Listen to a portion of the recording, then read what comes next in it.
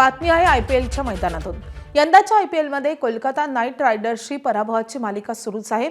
अहमदाबादच्या नरेंद्र मोदी स्टेडियमवरील सामन्यात गुजरात टायटन्सनं केकेआरवर 5 विकेट्सनी विजय मिळवलाय।